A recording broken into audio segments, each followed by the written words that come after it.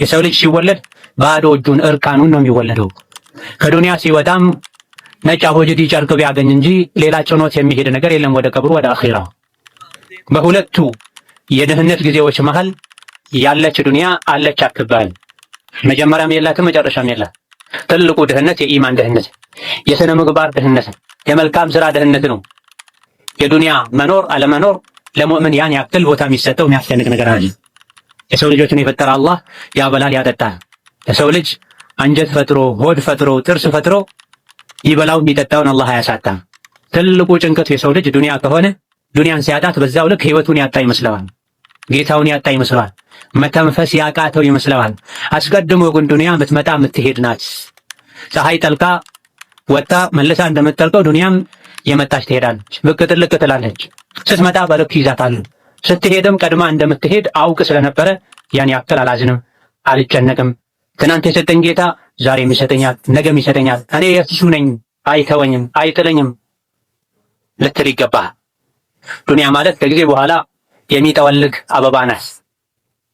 አብቦ አሽቶ አፍርቶ ዛሬ ታጭዶ ይወቃል ሲባል በውርድ በድርቅ በመሰል ነገሮች ተበላሽተው ትናንት እንዳልነበረ የሚሆን ጊዜያዊ መጠቃቀሚያ ናት። ወመል ሐያቱ ዱንያ ኢላ መታዑል ጉሩር እንዳለው አላህ ተባረከ። ዱንያ ማለት እኮ ጊዜያዊ መጠቃቀሚያ እንጂ ሌላ አይደለችም።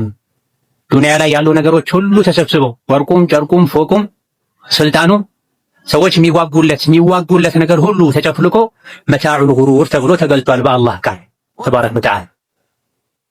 መሸንገያ መታለያ ከጊዜ በኋላ ጥሎ የሚሄድ ዕቃ ናት ዱንያ። ብርጭቆ ናት፣ ትሰበራለች፣ አበባ ናት፣ ትጠወልጋለች፣ ትረግፋለች። እንዲህ አይነት ጠፊ የሚክል ጥሎ የሚሄድ ዱንያ ተጠምዳችሁ ለአኺራ ለጀነት ለአላህ ምህረት መጣርን መፍጨርጨርን መሽቀዳደምን አትተው ብሎን። ወመል ሐያቱ ዱንያ ኢላ መታዑል ጉሩር ሳቢቁ ኢላ መግፊረቲ ሚን ረቢኩም። ዱንያ እንደሆነች ምንም ብትለፋላት ብትጥርላት መሄዱ አይቀርም። ወይም ሙሉ በሙሉ ዱንያ ትወድማለች ቅያማ ሲቆም፣ አሊያ ደግሞ ከዛ በፊትም አንተ ጋር የነበረችው ዱንያ ጥላት ትሄዳለች። ወይም ደግሞ አጀልህ ደርሶ አንተ ጥላት ትሄዳለህ።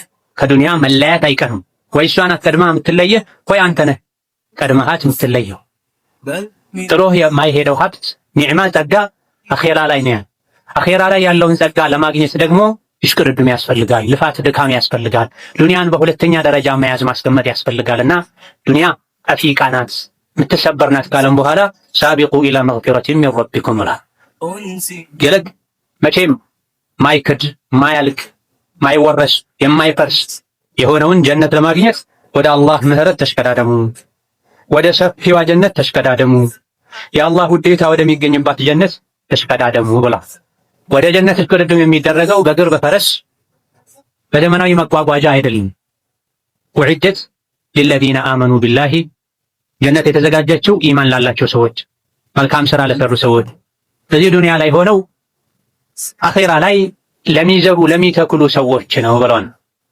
በዚህ ዱንያ ለመኖር ያክል ልንሰራ ዋናው ትኩረታችን ጭንቀታችን አኺራ ሊሆን ዱንያን አብዝቶ መንከባከብና ለዱንያ ከልክ በላይ መሮጥ አኺራን እንደሚያስረሳ ተገንዝበን ዱንያን በልክ ልንይዛት ይገባል።